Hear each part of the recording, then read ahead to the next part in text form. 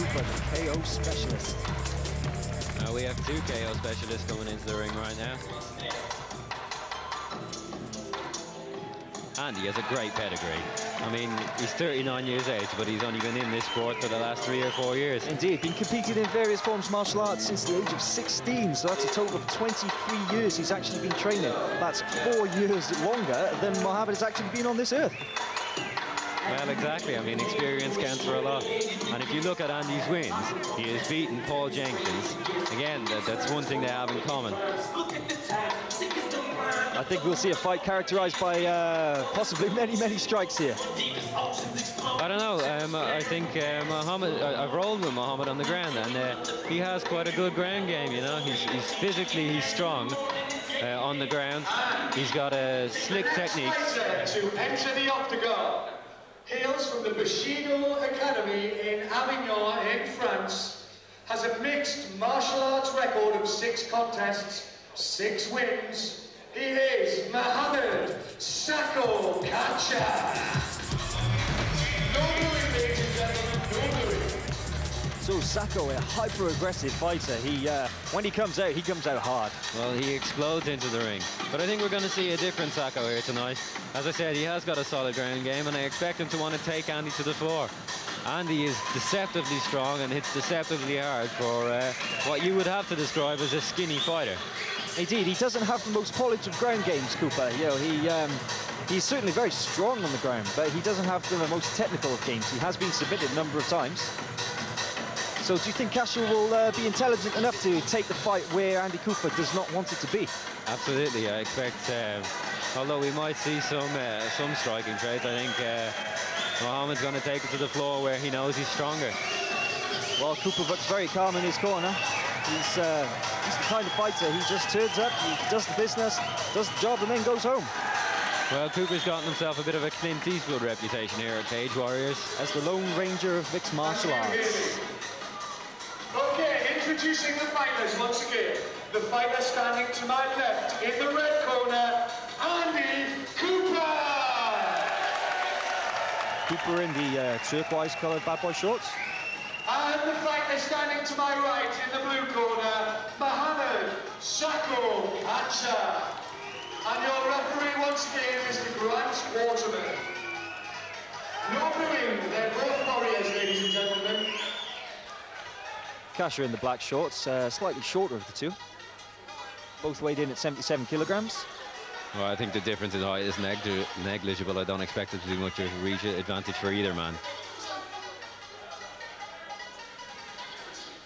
Our lovely ring girl Jen Sweeney there, just on her way out of the ring as we get ready to begin the second of the UK versus France bouts on here on Cage Warriors 4.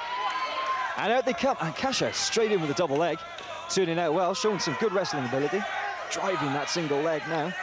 Well, he's dogged when he goes for that takedown. Indeed, now putting Still not Cooper afraid on to his strike back, on the ground either, and he passes the guard. Well, putting That's Cooper on his back, which is an unusual sight, because normally we do see Cooper pressing the action, but he's established dominant position immediately here and moving straight into mount.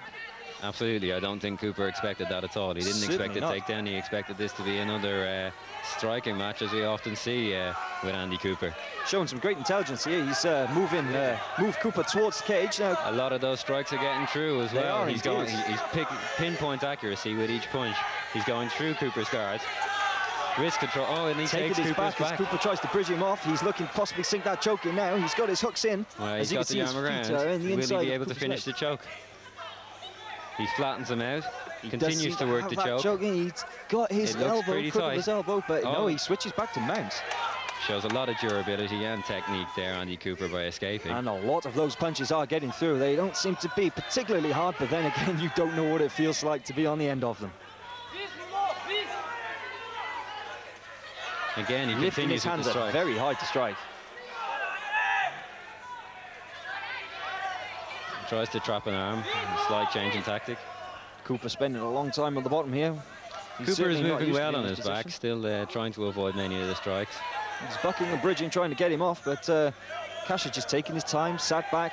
He's got a nice base, he's not going anywhere, and he's just picking his punches. Mohammed introduced us to what's now known as guerrilla-style striking in his fight with Alex de Souza. As he took his back, he just pounded on him with hammers. And he's got the back of Andy Cooper here again now. Still working to get that second hook in. No, this is absolutely amazing. I mean, you know, Cooper is one of the most active fighters in the UK. There aren't many people who he hasn't fought. He's fought some of the top fighters within the UK. And here we have a 19-year-old lad from Avignon with only 2 fights to his name, who is showing an absolutely dominant performance here. Well, Mohammed is a natural fighter. He has fought all his life. He comes from a very tough area of Avignon.